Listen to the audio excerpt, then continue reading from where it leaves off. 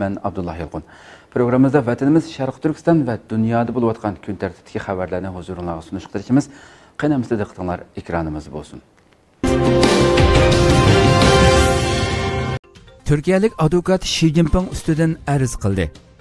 Türkiye Sunniy Hamroh xabarlari to'rining 9 aprildagi xabarda bildirilishicha, Shirnak Advokatlar jamiyatining advokatlaridan Mahmad Ihson Kalkavan virusning dunyoga tarqalishiga sal qarashni tutqi qilib, Xitoy raisi Xi Jinping ustidan jinoiy ishlar arzi sungan. Shirnakning Silopi rayonida o'ltirishliq advokat Mahmad Ihson Kalkavan Istanbul Kichikchakmaja sud mahkamasiga Xitoy raisi Xi Jinping bilan Xitoy Kommunist partiyasining bir qism amaldorlari ustidan jinoiy ishlar arzi sungan. Advokat Mahmad Ihson Kalkavan muxbirlarning ziyoratini qabul qilib, Xitoy amaldorlari virusning dunyoga tarqalishiga sal qarab, dunyoga ofat elib keldi. Shunga men Xitoy raisi Xi Jinping va aloqador amaldorlar ustidan bosh taftish mahkamasiga arz sundim. Xitoy amaldorlari virusning mohiyatini xalqarodan maxfiy tutib, virusning keng ko'lamda tarqalishiga sababchi bo'ldi. Xitoy amaldorlari keng ko'lamli qirg'in qilish jinoyati bilan sotlanishi kerak deganlarni bildirgan. Dünya Səhiyyə Təşkilatı zo'r xalqarалық besimga duch kelmoqda. Xitoy virusining xalqarалық ofatga aylanishiga ergishib, Dünya Səhiyyə Təşkilatıning bu vaqtdagi mas'uliyatini surishti qilish sadolari uzluksiz kuchaymoqda. Bo'libmi Dünya Səhiyyə Təşkilatıning bosh amaldori Tedros Adhanom Ghebreyesus texmi ig'ir besimga duch kelgan. Amerika prezidenti Trump oldingi kunlarda Twitterda Dünya Səhiyyə Təşkilatıning izchil Xitoyga yon bosganligini tanqid qilgan ekan, Tedros bununla ifoda bildirib, bu qatimliq yuqumni siyosiy masalaga aylantirib olmaslik kerakligini bildirgan. Trump bununla tezlikda inkos qaytirib, yuqumni siyosiy masalaga aylantirib olgan kishining dal Tedros ekanligini, siyosiy manfaatni sog'lomlik masalasidan ustun o'ringa qo'yib olganligini tanqidlagan. Tedros yana bir necha oydan beri o'zining turli hujumlarga uchrab kelganligini, shaxsiyatiga qilingan bu hujumlarning Tayvandan kelganligini, ularning o'zini irqiy jihatdan kamsitganligini aytgan. Ammo uning bu so'zi umumyuzlik tanqidga uchragan bo'lib, tanqidchilar uning diqqatni burab, kishilarning hissdoshligini qo'zg'ash orqali o'z javobgarligidan qochmoqchi bo'lganligini bildirishgan. Tayvan taraf uning so'ziga qattiq norozilik bildirgan va uni Tayvanni ziyorat qilishga taklif qilgan. Amerika ovozi to'rining xabariga asoslanganda, Amerikaning palata a'zosi Todd Young Dünya Səhiyyə Təşkilatı bosh amaldori Tedrosga maktub yo'llab, uning isbot anglash yig'iniga qatnashishini, xalqaro jamoatning savollariga javob berishini talab qilgan. Ma'lum bo'lishicha, Amerika hukumatı Dünya Səhiyyə Təşkilatıni $400 milyon xarajat bilan ta'minlagan bo'lib, bu Dünya Səhiyyə Təşkilatıning umumiy xarajatining 15%ni egallaydi ekan. Turkiyadagi Xitoy virusi bilan qazo qilganlarning soni 908 ga yetdi. 9 aprel Turkiya Cumhuriyeti Səhiyyə Ministerligi Turkiyada Xitoy virusi bilan qazo qilganlarning 908 ga yetganligini e'lon qildi. Səhiyyə ministri Fahrettin Koca tunugun kech soat 20 da Turkiyadagi Xitoy virusi bilan yuqumlanish ahvolini e'lon qilib, virus bilan yuqumlangan deb gumon qilingan 28578 kishini tekshirish orqali bir kun ichida 4056 kishining virus bilan yuqumlanganligining aniqlanganligini, bunun bilan Turkiyada Xitoy virusi bilan yuqumlanuvchilarning 42282 ga yetganligini, bir kun ichida yana 96 kishi qazo qilib, jami qazo qilganlarning 908 ga yetganligini e'lon qildi. Səhiyyə ministri yana bugun davolanayotgan bemorlar ichida 296 nafarining salomatligining asliga kelganligini, 1550 kishi bemorning kesili og'ir ekanligini, yaxshilanayotgan bemorlarning soni kun sari oshayotganligini, Xitoy virusiga fursat yaratib bermaslik uchun uydan sirtqa chiqmaslik kerakligini bildirdi. Xitoy virus sababli tunji Uyg'ur hayotidan ayrildi. 9 aprel tushdan burun Istanbulning Safaköy rayonida o'ltirishliq Xo'ja Abdullah apandi Xitoy virus sababli hayotidan ayrildi. Sharq Turkistonning Xotan viloyatidan 1995-yili Istanbulga kelib yerlashib qolgan Uyg'ur muhojirlardan Xo'ja Abdullah dushanba kuni Istanbul Maltepe Medical Park doktorxonasida yotgan bo'lib, 9 aprel payshanba kuni tushga yaqin davolash unum bermay olamdan o'tdi. Marhum Xo'ja Abdullah apandi bu yil 55 yoshda bo'lib, oldingi oyda qattiq yo'tilish, to'nglash qatorliq virus yuqumining alomatlari ko'rilishga boshlagan. Ammo marhum 2 haftagacha doktorxonaga bormay, dori yapla ish o'qitini davomlashtirgan. Keyin quruq yo'tal texmi kuchayishga boshlagan. Shuning bilan o 26 mart Istanbul Bakırköy davlat doktorxonasida yetib davolanishga boshlagan. Marhum Bakırköy davlat doktorxonasida 11 kun davolangandan keyin 6 aprel kechasi kesili og'irlashib, Doktorxona uni İstanbul Maltepe Medical Park doktorxonasining jiddiy qutqizish bo'limiga yo'tkagan bo'lsa-mu, davolash unum bermay 9 aprel kuni atigan soat 10 da olamdan o'tdi. Navbatda marhumning ayoli va 4 farzandimi oilasi davolanmoqda.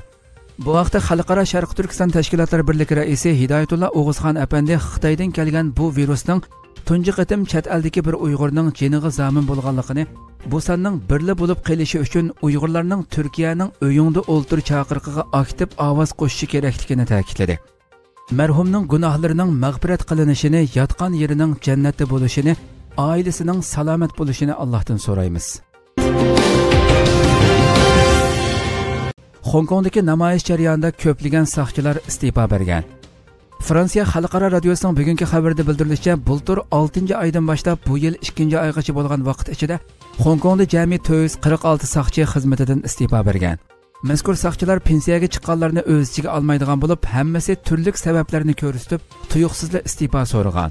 Bulardan sirt yangidan soqchilikqa tizimlatganlarmi zo'r darajada ozlab ketgan. Osiyodagi eng yaxshi soqchilar deb qaralib kelayotgan Hong Kong soqchilari Xitoy kompartiyasiga qarshi uzunga suzilgan namoyish jarayonida Xitoy doiralarining buyrug'iga asosan namoyishchilarni zo'ravonlik usuli bilan bostirgan, xohlagancha tutqun qilgan. Bu sababli Hong Kong soqchilari xalqaro jamiyatning va Hong Kong xalqining qattiq tanqidiga duch kelgan bo'lib, keyingi mezgillardagi namoyish soqchilarning javobgarligini surishti qilish uchun tashkillangan.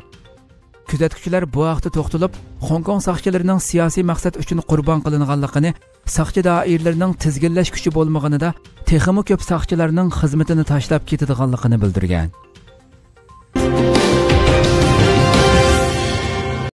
Ko'plagan davlatlar Xitoydagi ishlab chiqarish zanjirlarini yo'tkash uchun harakat qilmoqda.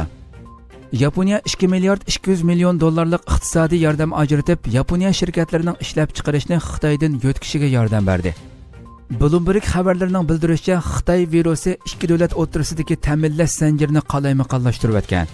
Buning bilan Yaponiya 2 milliard 200 million dollarlik iqtisodiy yordam mablag'i ajratib, ishlab chiqaruvchilarning ishlab chiqarishni Xitoydan yo'tkishiga yordam bergan.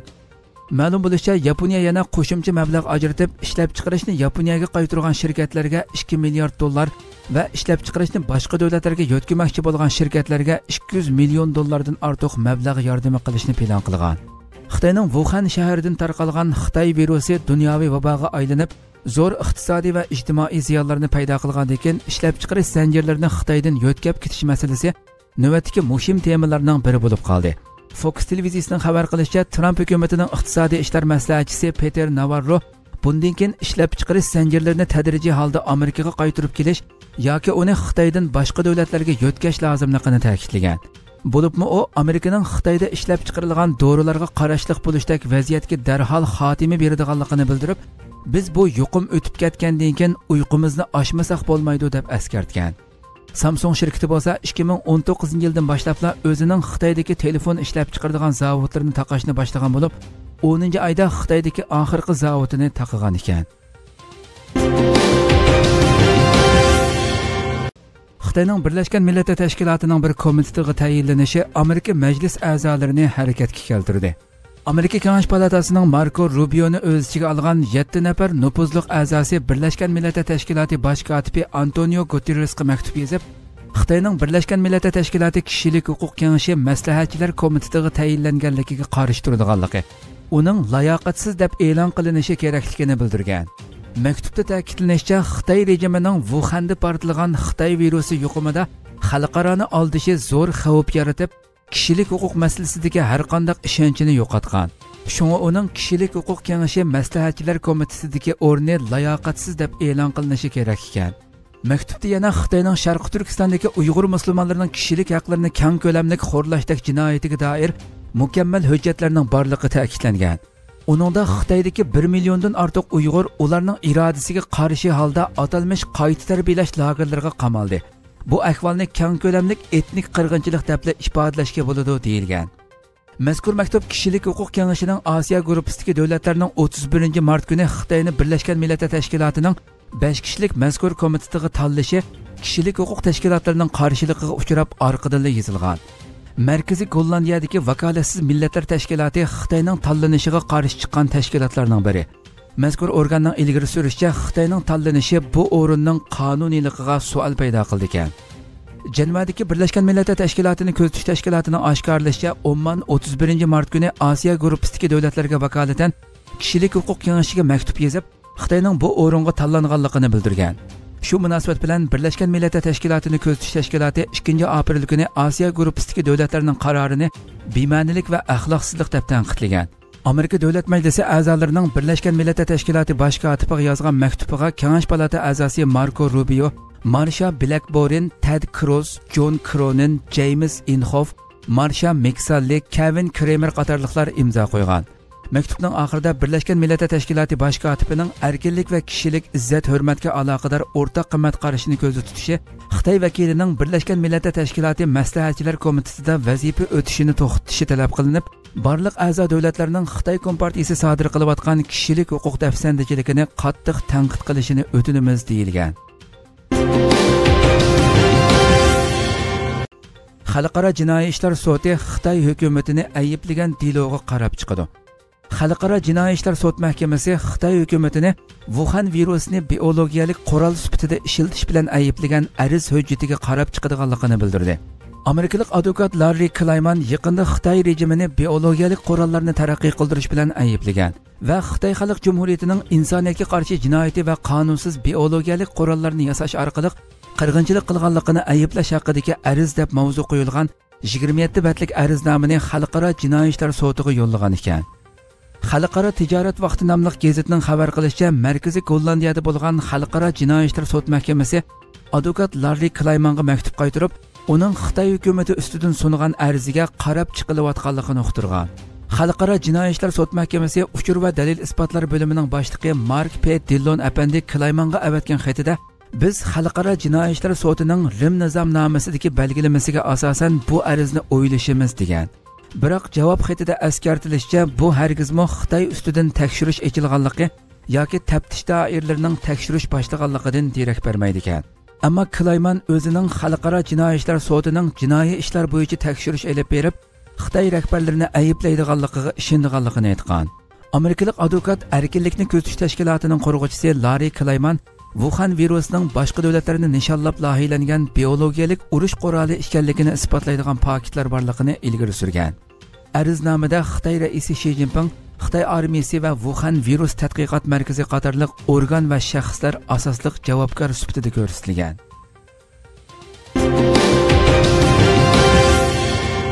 Xitoy Sharq Turkistonda 5G to'rini umumlashtirish planini yo'lga qo'ydi. Xitoy rejimi Sharq Turkistonda 5G to'rini umumlashtirish planini yo'lga qo'ygan bo'lib, kuzatuvchilar buning Sharq Turkistondagi ta'qib nazorat sistemasini yanada mukammallashtiradiganligini mo'ljallamoqda. Atalmış Şinjan gazetining 9 aprel kun tarqatgan xabardan qaraganda, atalmış Uyg'ur avtonom rayonlik uchur aloqa boshqarish idorasi Urumchini yadro qilib turib 5G to'r qurilishini umumlashtirdi ekan.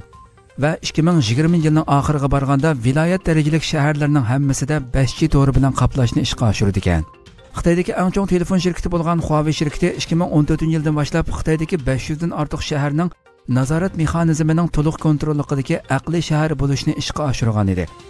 Yuqorqi xabarda Sharq Turkistondagi 5G qurilishini 3 asosiy telegraf shirkati ustiga olganligi tilga ilingan bo'lsa-mu, biroq bu shirkatlarning ismi oshkorlanmagan.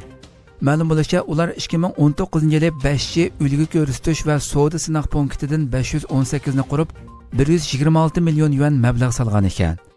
Atalmış Şinjan gazeti o'z xabarida 5G to'r qurilishini umumlashtirish Sharq Turkistonning uchur aloqa kasbiy ul aslaha qurilishi va taraqqiyotini ilgari surishga foydali deb tashviq qilgan bo'lsa-mu, biroq chet ellardagi kuzatuvchilar buning rayondagi mutlaq nazoratni asos qilgan soqchi davlati sistemasini yanada kuchaytirganligi, Uyg'urlarni yanada qattiq ta'qiblashni asosiy nishon qilganligini bildirmoqda.